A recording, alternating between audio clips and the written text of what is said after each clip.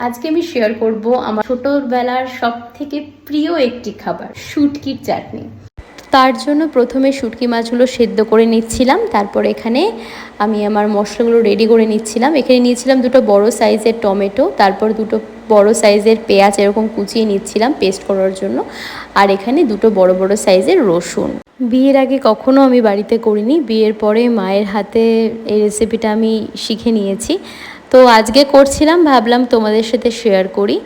তো প্রথমে মাছটা সেদ্ধ করে মাথার লেজের অংশটা ফেলে দিয়ে এভাবে কুচি করে কেটে নেব। তারপর এখানে পেস্ট করে নিয়েছি মশলাগুলো, রসুন লঙ্কার পেস্ট, পেঁয়াজের পেস্ট আর টমেটো পেস্ট। তারপর কড়াইটা ভালো মতন তেতে গেলে বেশি পরিমাণ তেল দিয়ে শুটকি মাছগুলো ভেজে নেব।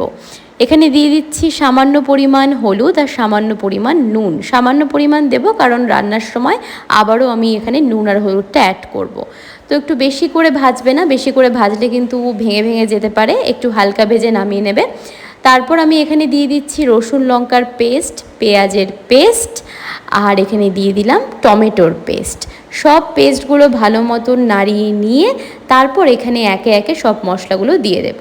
এখানে দিয়ে দিলাম হলুদ গুঁড়ো, লঙ্কা গুঁড়ো, ধনে গুঁড়ো আর জিরে গুঁড়ো, আর সামান্য পরিমাণ স্বাদ মতো নুন। যেহেতু আমি আগেই নুন দিয়েছিলাম তাই নুনটা পরে আমি একটু পরে অ্যাড করব। দিয়ে ভালো মতন করে মশলাটা কষাতে হবে। তো আমি যেহেতু একটু মিহি টাইপের চাচ্ছি শুটকি মাছটা, তাই প্রথমেই দিয়ে দিয়েছি। যারা একটু মিহি টাইপের চাচ্ছ না তারা পরের দিকে ছাড়বে। এরপর কিন্তু এখানে আর নতুন করে কিচ্ছু দেওয়ার নেই, শুধু ভালো মতো মশলাটা কষাবে। যখন শুকিয়ে আসবে আবার একটু জল দেবে, আবার কষাবে। অনেকক্ষণ ধরে কিন্তু কষাতে হবে, প্রথমেই নামিয়ে নেবে না, তাহলে টেস্টটা অত ভালো আসবে না। যত বেশি কষাবে স্বাদ তত ভালো আসবে। তারপর আমি এখানে শুটকি ভর্তাটা নামিয়ে নিয়ে এখানে ভাত নিয়ে বসে পড়েছি।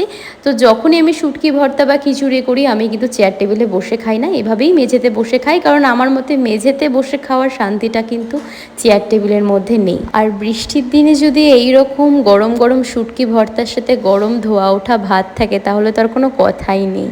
যারা যারা শুটকি খেতে চাও না বা যারা যারা শুটকি অন্যান্য রেসিপি খেতে বোরিং লাগছে, এই রেসিপিটা একবার তোমরা বাড়িতে অবশ্যই ট্রাই করো, আশা করি খুব ভালো লাগবে।